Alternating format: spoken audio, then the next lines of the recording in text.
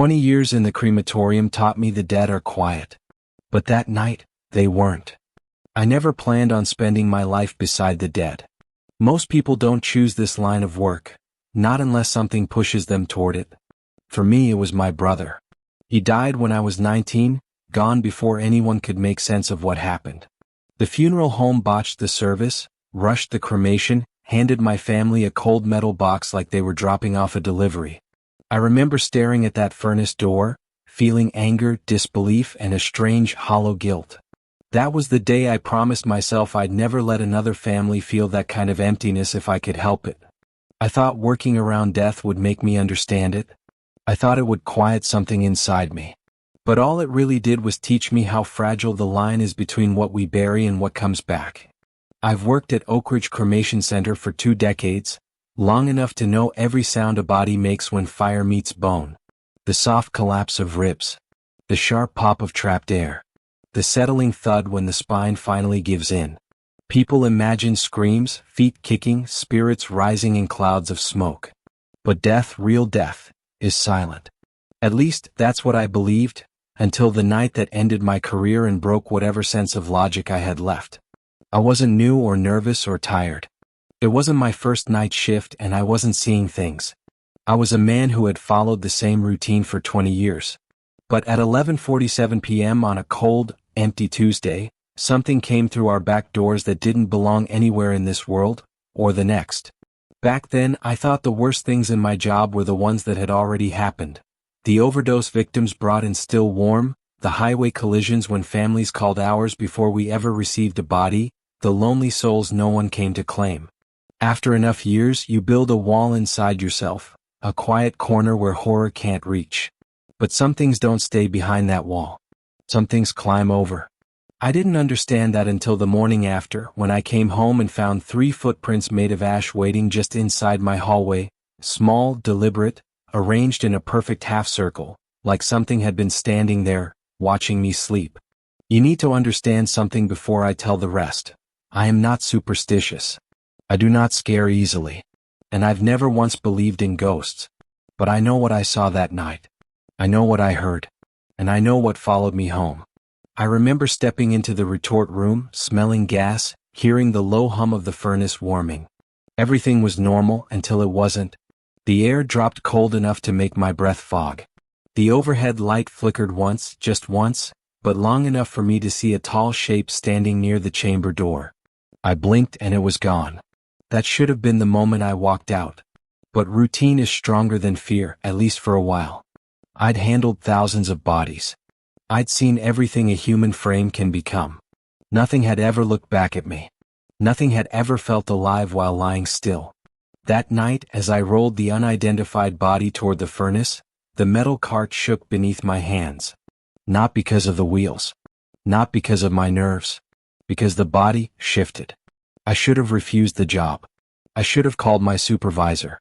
I should have listened to the little voice in my head whispering that something was terribly wrong. But I didn't. I opened the furnace door. And the moment the fire touched him, the dead man screamed. And that was only the beginning. I've spent more nights inside Oak Ridge Cremation Center than in my own home. After 20 years, the place becomes part of you. The smell of gas mixed with disinfectant, the metallic echo of rolling gurneys, the hum of old machinery that never quite shuts off. Sometimes I think the crematorium became my home because I never figured out how to keep one outside these walls.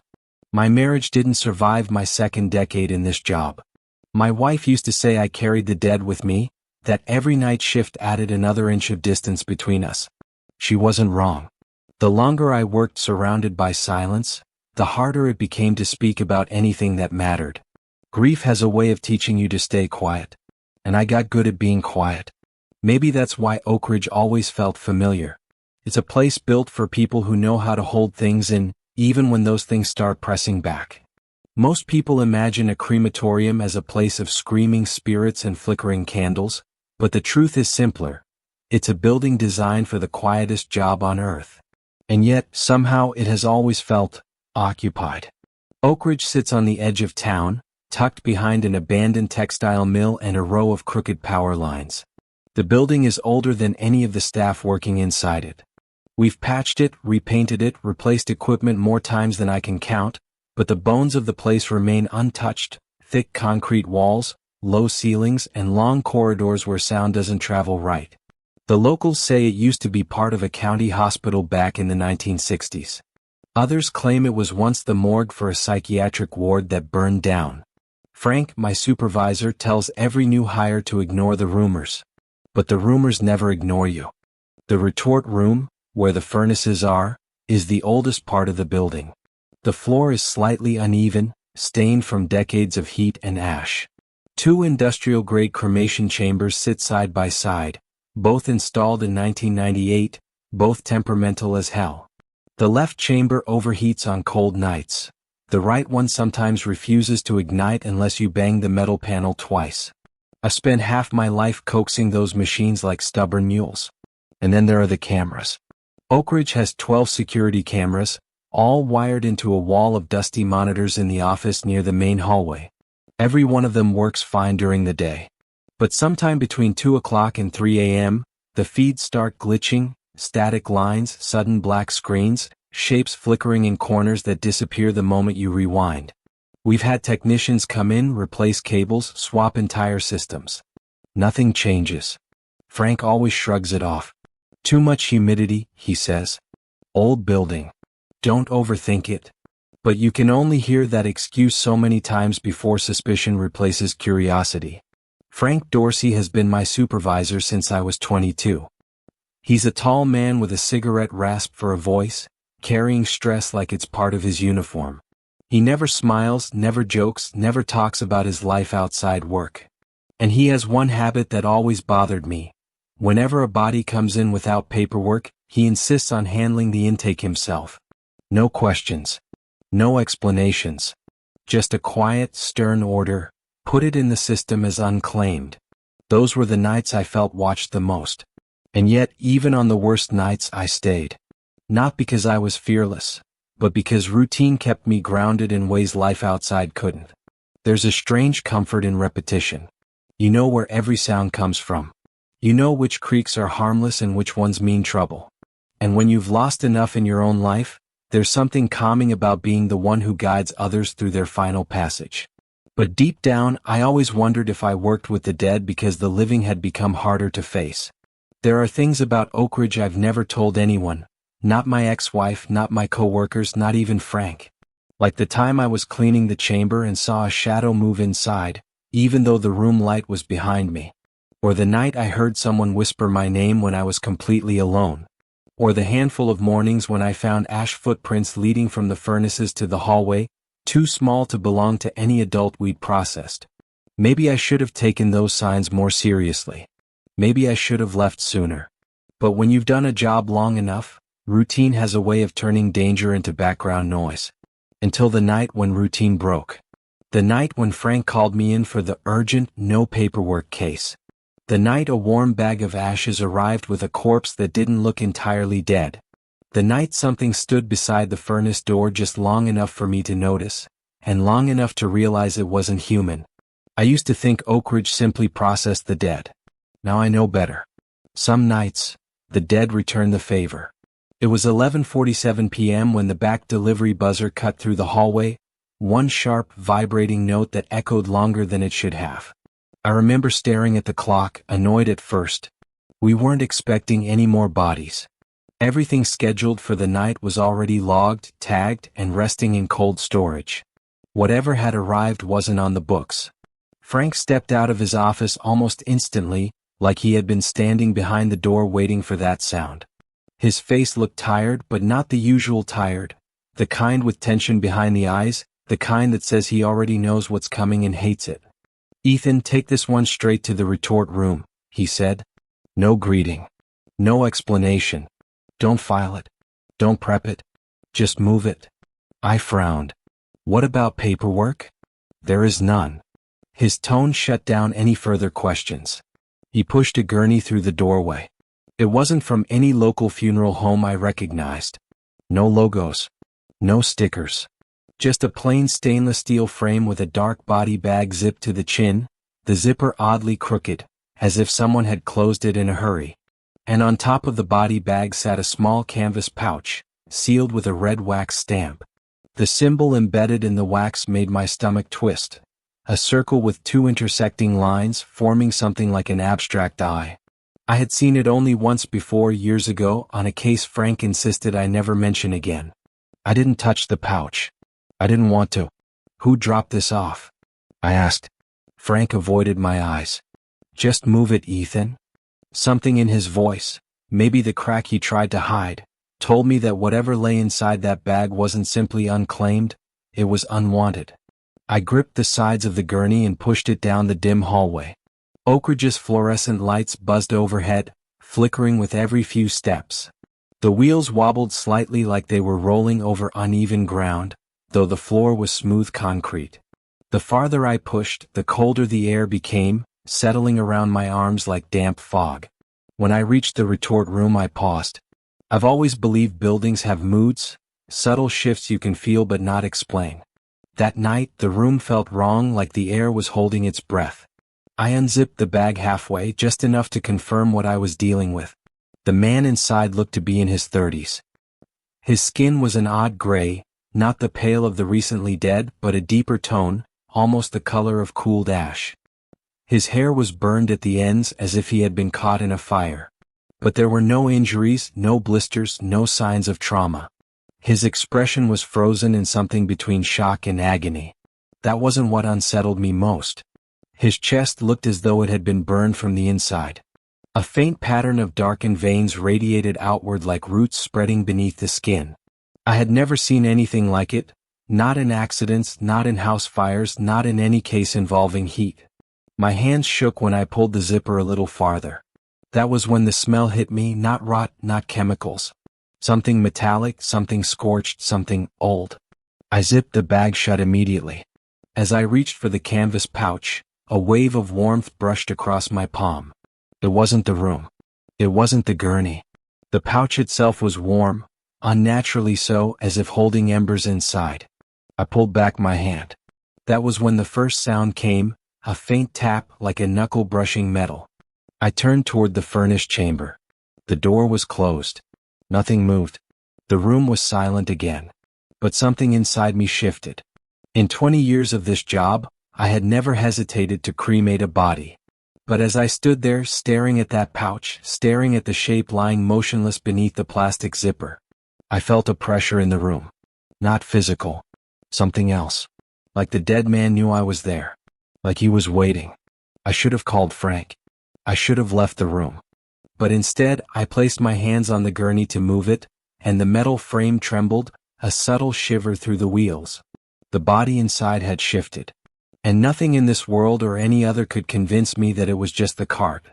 I rolled the gurney toward the furnace, each wheel giving a little wobble like the metal was resisting the floor itself. The retort room was always warm. Even in winter, the lingering heat kept the air heavy. But tonight, the temperature felt split in two, warm near the machines, freezing everywhere else. Every breath I exhaled turned white before fading into the dark corners. I pressed the ignition switch for chamber 2. The furnace gave a low groan, then roared alive with a burst of orange flame that was stronger than normal, too strong. It flared outward like something inside had been starving for fuel. I hesitated. Not because of the heat but because the fire had shape. It curled against the chamber walls as if pulled by invisible hands. Routine. Stick to the routine. That's what I told myself as I unlocked the chamber door. The metal creaked, dragging against hinges that suddenly sounded older than the building itself. Inside, the flames pulsed, bright and impatient. I pulled the gurney forward and adjusted the metal rollers. That was when the body shifted again. A small movement, barely noticeable, but I felt it through the cart.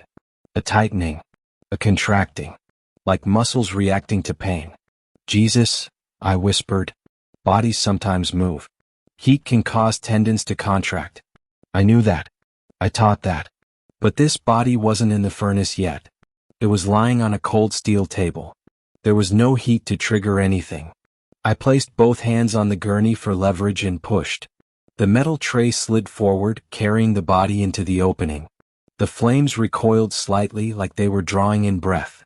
Then, as the body touched the threshold, the retort chamber lights flickered.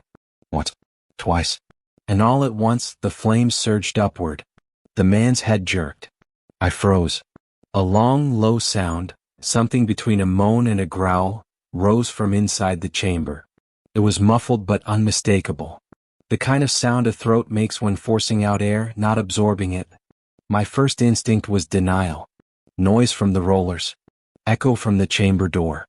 Faulty speaker in the ignition alarm. Anything but the truth. But the sound came again, louder, ragged, as if dragging itself from deep inside the man's chest. He screamed. Not a human scream. Not fully. It layered over itself, cracking like burning wood. A dozen tones at once. A chorus of agony forced through a single mouth. My hand slammed the emergency shut switch. Sparks flew as the heavy door began to close. But the flames didn't retreat. They surged outward as if trying to escape with the body. And then the glass viewing panel cracked. A spiderweb fracture spread across the surface, lines branching out in every direction. But at the center, one clear shape formed, the outline of a hand. 5 fingers splayed, pressed against the inside of the glass. My heartbeat thundered in my skull. Sweat broke across my back even as the room remained cold enough to sting. I stepped away, but the chamber door jolted violently, slamming shut on its own with a metallic bang that echoed down the hallway. Silence followed. For one breath. 2. Then the chamber began to thud. Once. Twice. 3 times. Each knock was stronger, vibrating through the floor. Dust drifted from the ceiling. The lights flickered overhead, dimming until only the glow of the furnace illuminated the room in hellish orange. I backed toward the door, never turning my eyes away. The chamber continued to shake, not from machinery but from something inside pushing outward. Just as I reached the exit, the furnace went quiet. Completely silent. A thin ribbon of smoke slipped out from the side of the chamber doorframe. Not white. Not gray. Black. Thick. Heavy. It floated upward, curled, and formed a shape that held for half a second. Too quick to be certain, too clear to dismiss. A face. Or something like a face. I stumbled out into the hallway, heart pounding, breathing sharp and uneven. The moment my foot crossed the threshold, the retort room lights shut off entirely, every bulb dying in the same instant, plunging the chamber into darkness. I had seen bodies move. I had heard strange sounds. But never in all my years had I seen the furnace react like it wanted something out. And somehow, for the first time in my life, I felt like the dead were not alone. I didn't stop moving until I reached the security office, my breathing sharp, my hands trembling enough to rattle the keys as I unlocked the door. The hallway behind me felt longer than usual, like the building had stretched itself. I kept expecting the retort room lights to flicker back on, or worse, to hear the chamber door bang again. But nothing followed me. Nothing made a sound. That silence was worse. Inside the security office, the soft glow of 12 monitors lit the room in pale blue. Most nights, the screens showed nothing but empty corridors and the occasional drifting dust. Tonight, they felt alive. Every monitor humming with static, lines of interference crawling across them like insects. I dropped into the chair and rewound the footage for the retort room. If what I'd heard was real, if that thing had screamed, I needed to know I wasn't losing my mind. The first 30 seconds looked normal. The furnace door closing. The lights flickering. My silhouette backing away.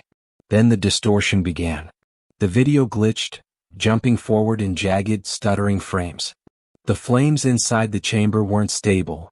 They rippled strangely, stretching into shapes that didn't belong in fire. A figure flickered in one frame. Tall. Narrow. Almost human in outline, but too elongated. I scrubbed backward, forward, backward again. Every time the shape shifted slightly. As if the camera caught it in motion but couldn't hold onto a solid image. Come on, I muttered, trying to freeze the frame cleanly. Then I saw something that made my breath stop. In the corner of the screen, behind me near the wall, stood a shadow. It wasn't mine. It wasn't Frank's. It wasn't any kind of shadow that belonged to a living person. 7 feet tall. Arms hanging too low. A head tilted as though listening. It stood there the entire time I was in the room. I stared at the footage, my pulse hammering. How had I not seen it? How does someone miss a shape that large standing behind them? My throat tightened. I forced myself to keep watching. Then came the scream. Not through the room speakers, through the video itself. The camera mic picked up the exact moment the voice tore through the furnace, but on playback, it sounded distorted, layered, as if several voices screamed at once and the system couldn't separate them. The audio spiked, nearly blowing the tiny monitor speakers. And then the shadow moved. Not walking. Not stepping. Sliding.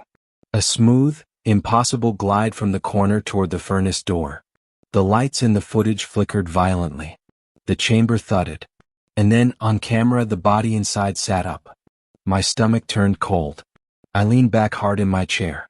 But the worst part wasn't the movement. It was the fact that the body in the video turned its head, not toward the furnace door, not toward the chamber. It turned toward the camera. Toward me. As if it could see through the monitor. Its eyes were open. Dead eyes don't focus. They glaze. They sink. They cloud. But his didn't. They locked. And narrowed. I scrubbed the footage again. Back. Forward. Back. Forward. But the more I watched, the more wrong it became. In some frames, the body wasn't even in the chamber. In others, the chamber door was wide open though I knew I'd closed it. In one single frame, the briefest flicker, the camera showed an empty retort room entirely, like the body had never existed. My chest tightened with a pressure I'd never felt before. I rewound the footage one more time, forcing myself to stare at the screens. That was when the hallway camera feed outside the security office blinked. A tall, thin silhouette appeared at the end of the corridor, unmoving, facing the office door. I turned slowly toward the glass window beside me, expecting, dreading, to see the same shape standing there. Nothing. But when I looked back at the monitor, the figure had moved closer. Just a few feet. Still facing the door. A chill crept down my spine. It wasn't coming from the furnace anymore. It was coming from the building itself. And whatever stood in that hallway on the screen was coming for me. For a long moment I couldn't breathe. The figure on the hallway camera didn't move like a person. It didn't sway. Didn't shift weight. Didn't even seem to be standing. It was fixed, like someone had painted a shadow onto the screen. Only the static made it flicker, that thin trembling that made the silhouette feel alive. I watched the monitor, waiting for it to disappear. But it didn't. It just stood there, facing the door I was sitting behind. The air in the office grew heavier. My hands went cold. Every instinct screamed at me to stay inside, lock the door, barricade it if I had to. But something else pushed through my fear, something sharper, more practical. If the cameras were catching things the human eye couldn't, I needed to see the retort room again. I needed to know what had been screaming inside that chamber.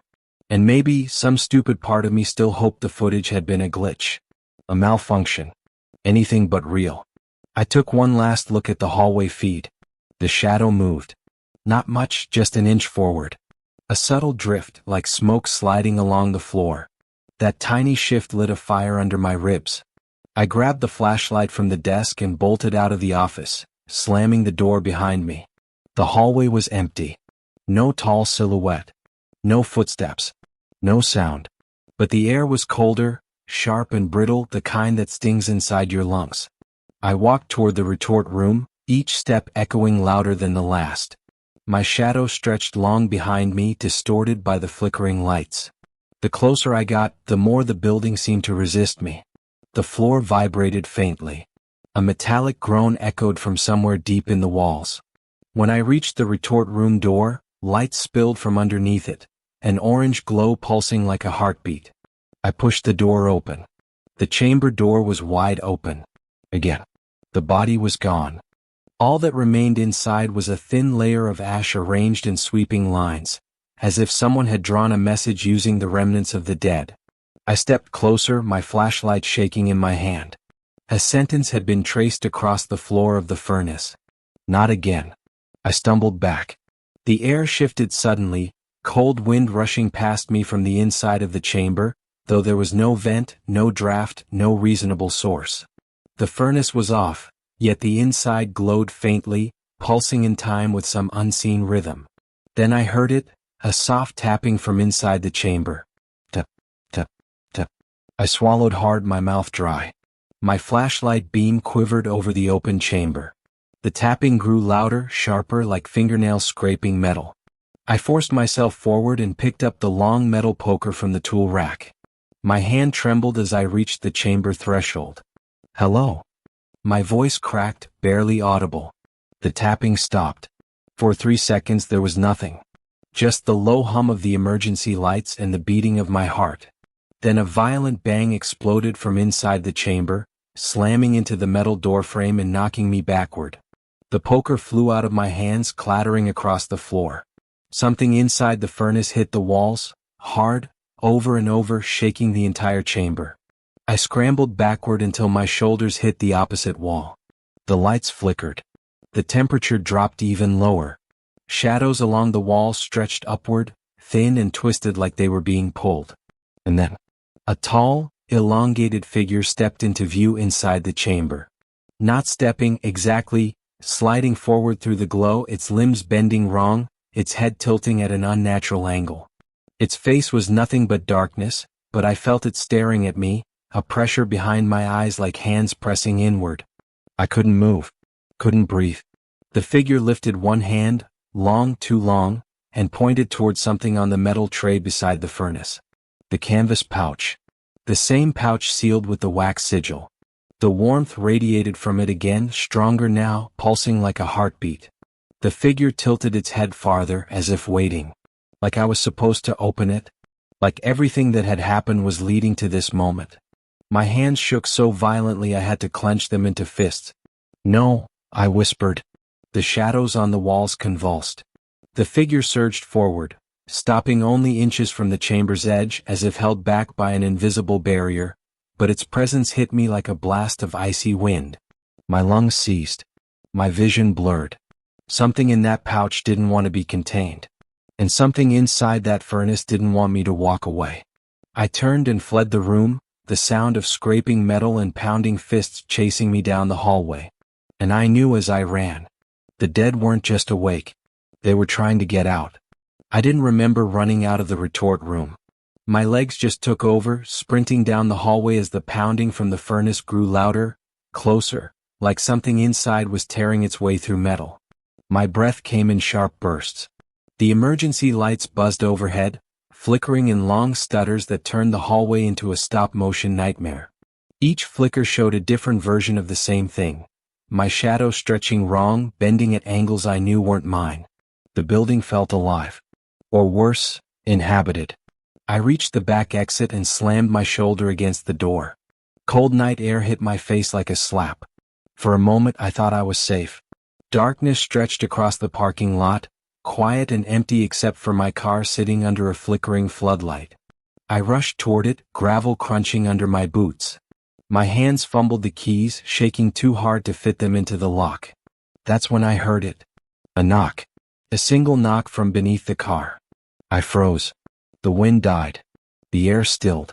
My breath fogged in front of me. Then, tap, tap, tap.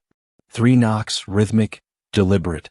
I crouched slowly, every muscle trembling.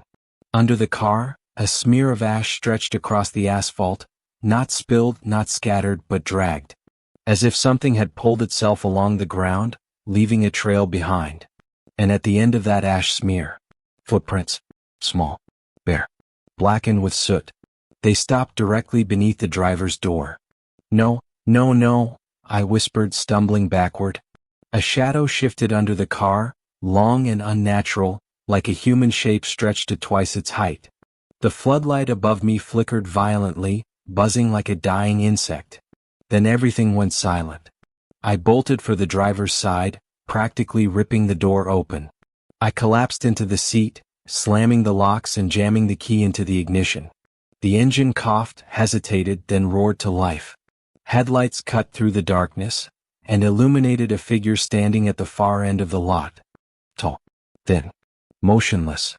Its silhouette looked painted onto the night sky. I gripped the wheel, breath ragged. "Move. Move." The tires screeched as I hit the gas, dirt spraying behind me. But as the car surged forward, the figure didn't step aside. It simply tilted its head, like it was studying me. I swerved hard, nearly losing control, but the car jerked around the shape, except it didn't feel like I'd driven past a person. It felt like I'd driven through a pocket of freezing air, thick enough to push the breath from my lungs. The rearview mirror vibrated from the speed, but I couldn't stop myself from glancing at it. The figure was closer. Much closer. Standing in the middle of the road behind me. I didn't hear footsteps. I didn't hear anything. I slammed the gas pedal to the floor. The engine screamed. The parking lot blurred past as I shot toward the exit. But as I reached the edge of the property, the headlights swept across something on the ground. A metal box. A rectangular steel container, the kind we delivered ashes in. It was sitting dead center in the exit lane. I hit the brakes so hard the seatbelt cut into my chest. The car fishtailed, tires screeching until the vehicle skidded to a stop inches from the box. My hands shook as I reached for the door handle. I didn't want to look, but my body moved anyway. It wasn't just a box. It was the box. The same canvas pouch I'd seen in the retort room was resting on top of it. Its wax seal cracked open, the symbol glowing faintly in the night. Behind me the cold air thickened, pressing against my back like a weight. A shadow stretched across the asphalt, long enough to swallow the car whole. I didn't need the mirror to know. Something had followed me. The dead didn't stay in the furnace. They didn't stay in the building. And now, they didn't want me to leave. I didn't remember throwing the car into reverse. I didn't remember speeding back across the parking lot, gravel spraying like shrapnel behind me. All I knew was that I needed light, walls, anything between me and the thing stretching its shadow across the asphalt. The moment I skidded to a stop near the loading dock, the back door of Oak Ridge flew open. Frank stood there, pale, sweating, eyes wide with a panic I'd never seen on him before. He waved frantically. "Ethan. Inside. Now." I didn't think. I ran. Once the door slammed shut behind us, Frank twisted the lock so quickly he nearly snapped one off. The hallway lights above us flickered, dimming to a sickly yellow. Then he grabbed my arm. "You opened the pouch, didn't you?" I shook my head. "No. But something did. Tell me what the hell is going on." Frank looked older than I'd ever seen him, like the weight of something he'd buried years ago had finally clawed its way back to the surface. "That symbol," he said, voice breaking, "it's not a logo. It's not a mortuary mark. It's a seal." "A seal for what?" He swallowed, eyes glassy with fear. "For souls that don't stay dead." The hallway groaned around us, metal pipes rattling along the ceiling like something was crawling through them. Frank flinched but kept talking. "It's called OM, he whispered. Order of Morse. They handle cases that aren't supposed to exist. People who die but don't pass on. Bodies that react wrong. Ash, that won't cool. They use seals to keep whatever's in them from coming back." Frank hesitated before continuing, as if saying the next part out loud might make it real again. "And there's something else you should know," he whispered. "OM doesn't just contain these cases. They monitor anyone who's ever handled one. They keep records, timestamps, names. Once you've touched a sealed return, you're in their system forever." A chill crawled up my spine. I thought he meant it metaphorically, until he added, "I got a call last week. No caller ID. No voice on the other end. Just a single click, like someone logging a file." He swallowed hard. "They don't reach out unless they're preparing for something." My stomach twisted. "And you knew about this?" His silence was answer enough. "What about the body you sent me tonight?" I asked. "What was he?" Frank looked at the floor. "A return." I stared at him, jaw tight. "A return?" "They cremated him 15 years ago," he said. "Same mark. Same seal.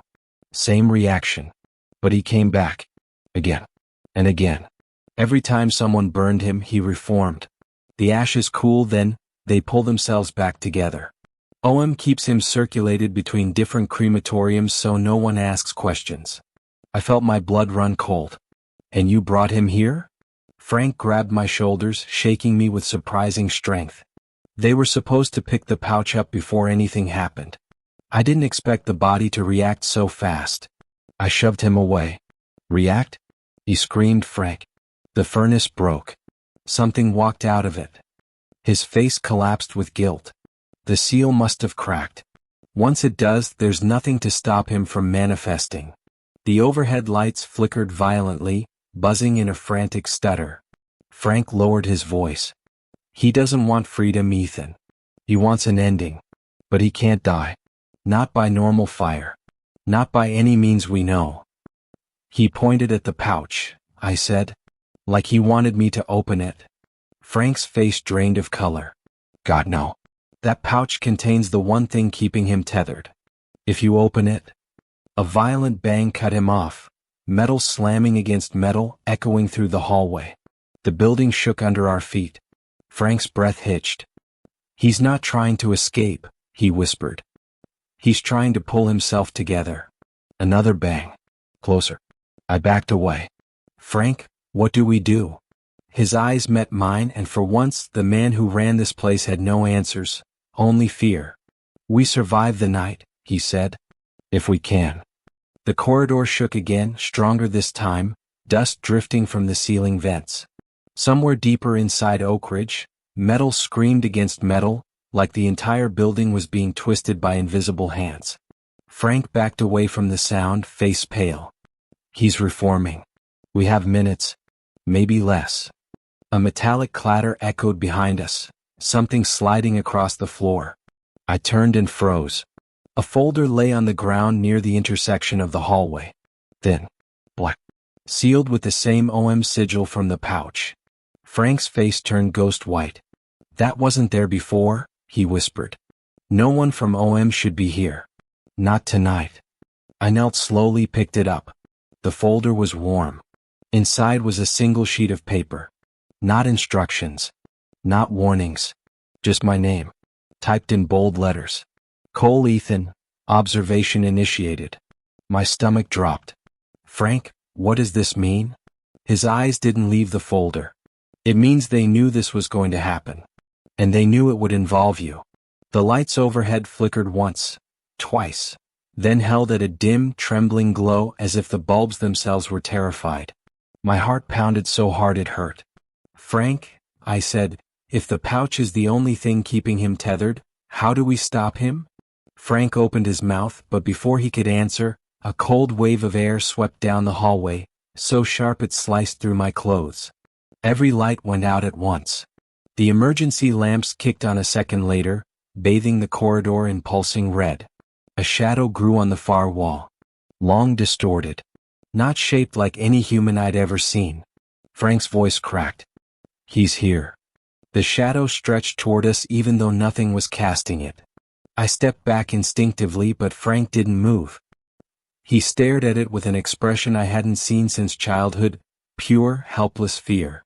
A shape peeled away from the darkness. The figure walked, or floated, or glided, I couldn't tell. Its limbs bent wrong, its body shifting like smoke trapped in a human form. Dozens of faces flickered across its surface, overlapping like trapped souls trying to scream. And then a voice emerged, layered, broken, echoing from every direction at once. Finishit. The sound felt like it passed through me, vibrating in my ribs. Frank stumbled forward. Listen to me, he whispered to the creature. We didn't choose this. We're just... The entity's arm extended, slow, deliberate, and its hand closed around Frank's throat without touching him. He lifted off the ground as if gravity no longer applied. His legs kicked helplessly. His fingers clawed at his neck. His face reddened, then darkened. Stop! I yelled, lunging toward them. But the thing turned its head toward me and I froze. Not from fear. Something held me. Like a wall of pressure had slammed into my body, pinning me in place. My breath seized. My bones felt like they were bending inward. The creature leaned close to Frank's ear.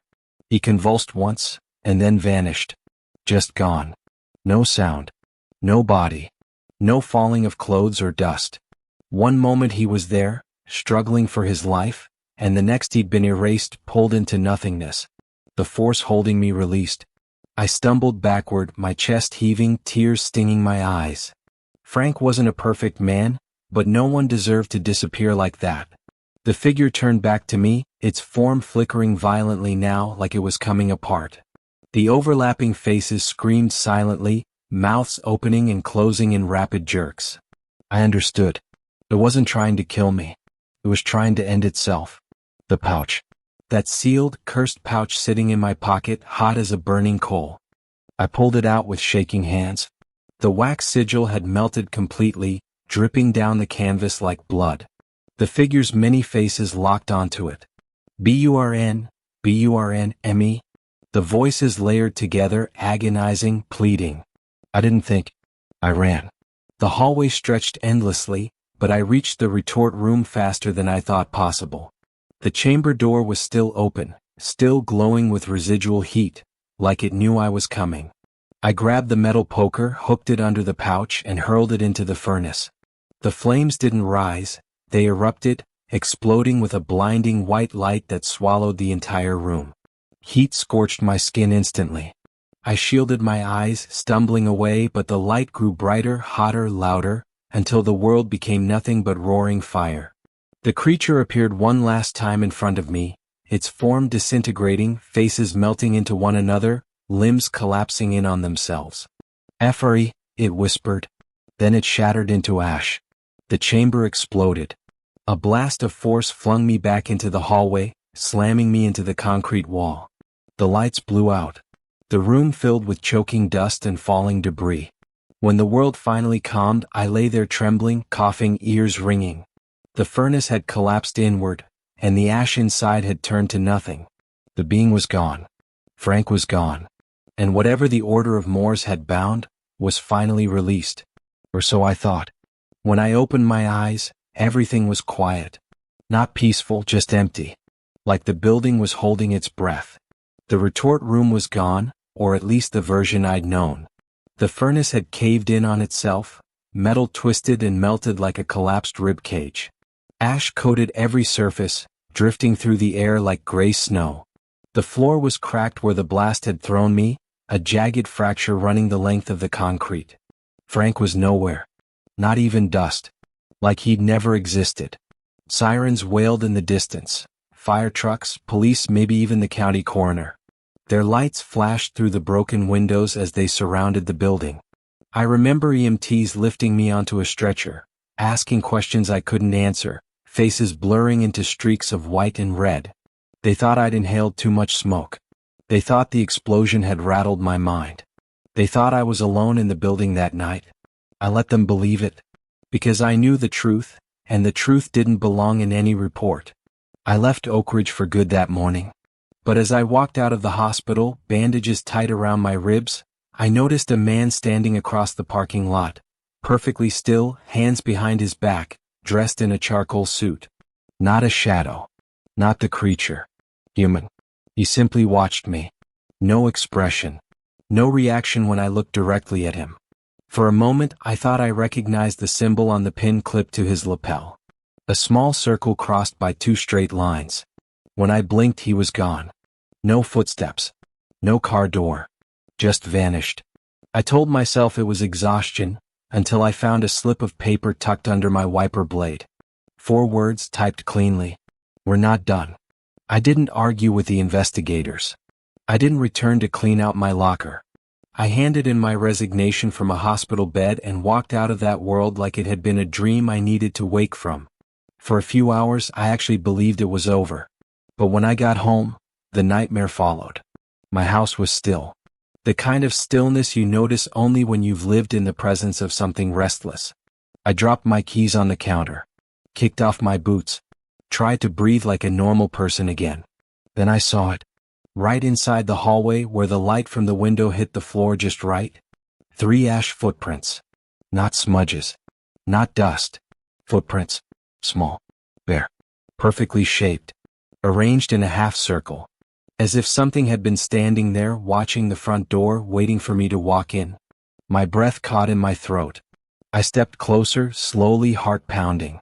The air grew colder with each inch. Not freezing. Just unnaturally still, the way the retort room had felt seconds before the furnace erupted. And then I heard it. A soft sound. From deeper inside the house. Tap. Silence. Tap, tap. 3 knocks. Gentle. Precise. Coming from beneath my bedroom door. My knees went weak. I gripped the hallway wall to stay upright. Every instinct screamed at me to run, to leave, to never look back. But I didn't run. Because I knew those knocks. I knew that rhythm. I had heard it inside the furnace, under the car, in the hallway of Oak Ridge. It wasn't calling for help. It wasn't threatening me. It was signaling me. Letting me know. It hadn't been destroyed. It hadn't moved on. It had chosen me. The footprints remained at my feet, still and perfect. I backed away slowly. Left the house quietly. Never turned off the lights. Never closed the door. Because something inside that room was awake. And it wasn't finished. Not with me. Not yet.